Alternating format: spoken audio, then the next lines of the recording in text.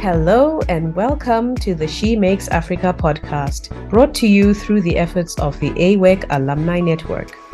Women's entrepreneurship is the lifeblood of Africa's growth, and our continent is leading worldwide, with women making up 58% of Africa's self-employed population. Entrepreneurship can also be lonely and expensive without access to finance, but women are rising above these challenges through collaborations. We are here to share these stories from the AWEC Alumni Network over the next 15 minutes. We hope the women's journeys inspire you. And now, I would like to introduce the hosts. Over to you, Priska. Well, welcome to this episode of She Makes Africa podcast. I'm Priska Mofunde. I'm from cohort 4, and my company name is the Maker Club, and we work in the education industry. And I'm joined by my co-host, Frida. Welcome, Frida. Please, can you introduce yourself? Hi there. I am Frida Muyambo, a member of AWEC from cohort 2. I run a fashion business with a couple of partners called Zoe Kwan, and I love researching about African food. So today we have a very special guest from the AWEC community, and she is also part of the AWEC Alumni Board. We have invited her to share specifically about how she is leveraging AWEC relationships to grow and strengthen her business through collaborations. Anita, please introduce yourself to our audience and tell us a little bit about your business and what led you to become an entrepreneur. Hello, Priska. Thank you for having me. Thank you, the She Makes Africa team. Still wonderful to be here. My name is Enita Okonkwo. I'm in cohort 4. I'm from Nigeria. I initially trained as a civil engineer, and I've worked as a civil engineer for 13 years. Plus, I currently run a business, an online bookstore, the book markets, and we're reducing illiteracy in Nigerian communities by increasing access to books through social commerce. And I'm happy to be here, AWEC Amazons. Hello to everyone. Oh, excellent. Thank you so much for that introduction. I love AWEC Amazons. Yes. I think I'm going to be adopting that. Please share with us about your AWEC journey. What are the top 2 things you learned on the program that have significantly impacted your business? Well, to start with, my AWEC journey was a little tedious. I applied 3 times and I got in at the time. So I think what that taught me was perseverance. And I just realized that each time I applied, I had something more to give, and I had something more to learn. And during the program, one of the key things I took from the program was how everything matters. AWEC is very particular about the learning process. They were just so particular about details, and I actually took that lesson in my business, and I found out that when I looked into the details, I was able to improve my business more. So yes, those were the 2 things I actually learned: detailing and perseverance. Wow, that's amazing. So 3 times, and 3rd time was the charm, and you managed to get in. I think I agree with you in terms of the details. I also found the program to be very focused on specifics, and that definitely has changed my outlook. And I actually didn't realize it until you mentioned it. Now, with the AWEC community, we have grown to almost 1,000 women across the different countries in Africa and across multiple industries. So the question is, with this growing network of women from across the continent, there is a huge opportunity to collaborate. So can you share an example of a successful collaboration with another AWEC alum and maybe explain what made it successful? Okay. For me, I've always been big on collaborations. Even before I joined AWEC, that was like my magic sauce for my business, because I started bootstrapping. I started my business the first income was basically from my engineering job. So I started small. I'm one of these people that started really small. So I've always leveraged on collaboration. So when I even got into AWEC, I was like, yes, I'm in a community of so many people I can talk to, without going through so much bureaucratic red tape. So it was like keeping me in a candy shop sort Oh, of. wow. So the main, I actually started, I actually started collaborating even while I was in the program. So I collaborated with two people through my initiatives. I have books and toys initiative as I sell books. So I collaborate with toy stores. So I collaborated with Doyin Adetui. She's in cohort 4, Master Kids. She has two stores in Lagos, Nigeria. I collaborated with her, supplying her books in her toy store. Then I Okay. also collaborated with Uzo Igweike. She owns a chocolate company in Nigeria too.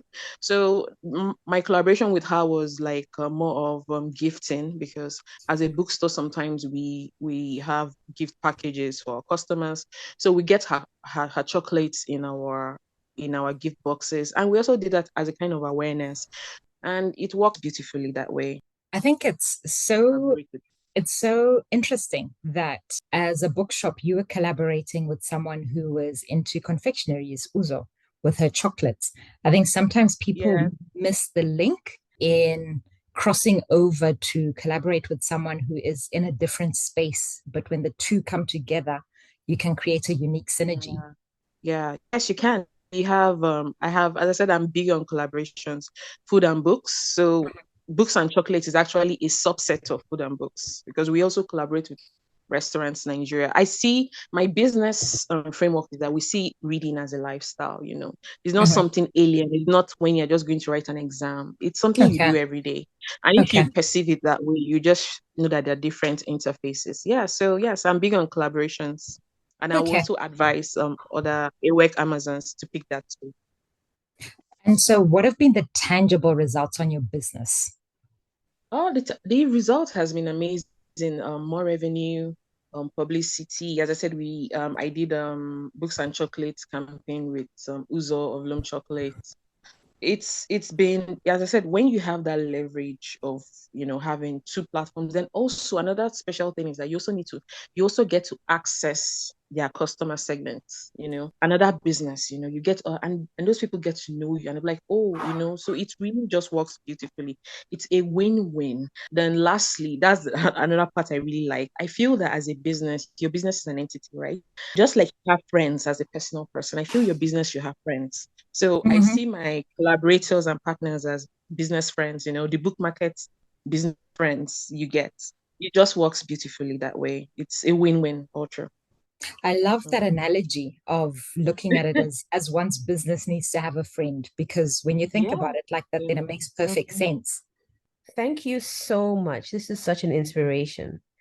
But tell me, how did you find and connect with AWEC sisters with whom you identified mutually beneficial experiences? How did I identify them? I think more to maybe what they were doing. I think, as I said, most of them actually got them from during the program. We had so many sessions where we met people, social class, etc. So Yeah. I just like, oh, this person does chocolate. Oh, this person, I just like, I had um like a system of reaching out to people. Oh, maybe if you said something in the class, or maybe you made a comment on our Novo Edge platform, then I can Mhm. reach out to you and say, oh, hello, oh, I really liked what you said. Oh, or can we talk more? Or this is my Instagram page, or this is my LinkedIn page, let's connect. So I Okay. actually in fact, I connected with a lot of people because I always used to reach out like that. Yeah, it was Okay. just easier that way. Yeah. Right. So it sounds like you were quite active even before becoming an alum, just Yes, connecting with yes, people. yes, yes, yes. And I also need to tell people that I'm an introvert, you understand? Like, I'm an engineer, and most basically I think in ones and zeros. You get engineers are not really big. I really need to say this because engineers are not big on talk or whatever. But because of that, I really need to like plan it and strategize how to reach out to people, because I'm not a very like big talker Mhm. or extrovert. So you understand. So if this is coming from me that is really introverted and a one and zeros person, I think anybody can do it. You just need to put your heart to it. Yeah. Yeah, excellent. I think a lot of introverts would exclude themselves from the process just by thinking that, oh no, this is Mhm. not for me. I don't have the people skills. But I like the fact that because you think in ones and zeros and are very structured, and I think I'm very similar, but planning and being intentional then helps you get the results that you want. Yes, they So do. I'm sure in your line of business, you've collaborated with others. What benefit would you say there is in collaborating specifically with an AWEC sister rather than someone who's outside of the AWEC community? Are there any particular benefits that come from collaborating within the community? Well, I've also done a lot of collaborations, as I said. I started my business small, so I learned how to leverage and collaborate with businesses and people in my environment. And I will tell you that collaborating with someone in the AWEC community, it's a game changer because they have the training. AWEC really Okay. taught us a lot of things, Mhm. so that really makes it different. It's not, you don't need to explain some things. They already get Yeah. it. Yeah. You guys are on the same plane, and just moving in the Okay. same direction.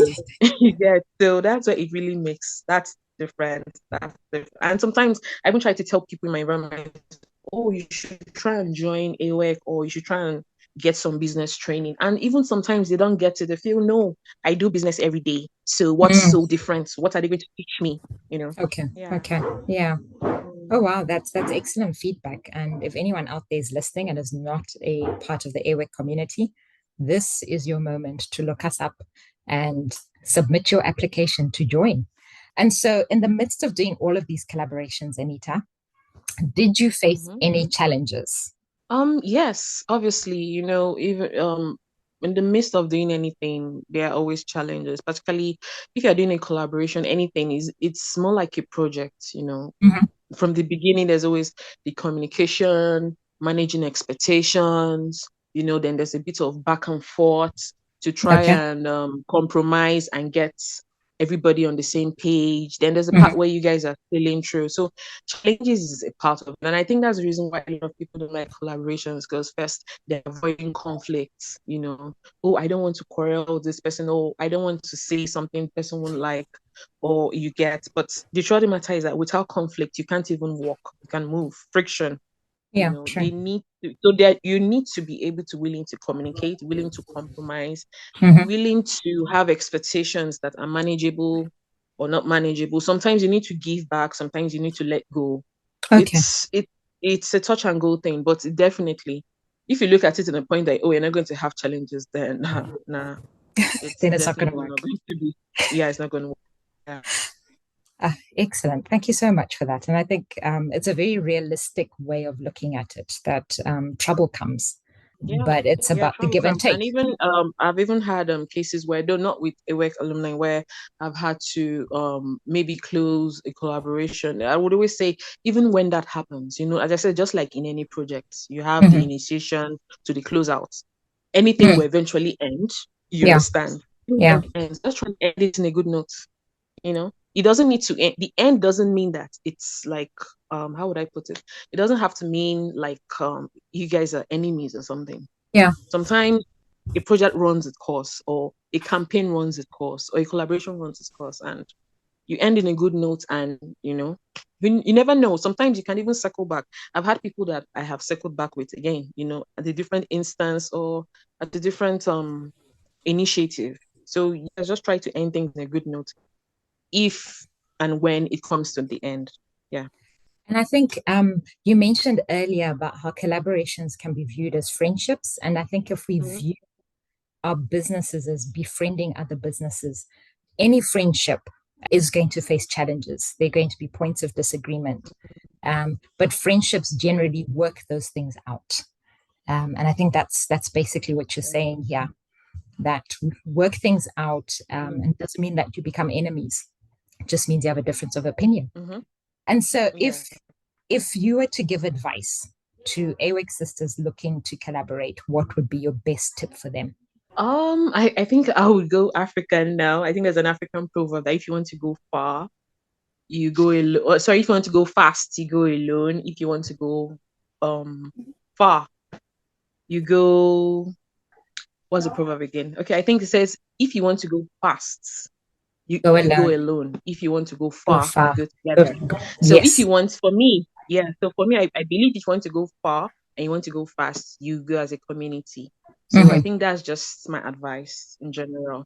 just build on community. And particularly in Africa, we're very big on community. We all grew up in community in one way or the other, even from family to school to church or mosque or everywhere, your village or something. We're very community keen people. So just build on community. Yeah, that's my advice.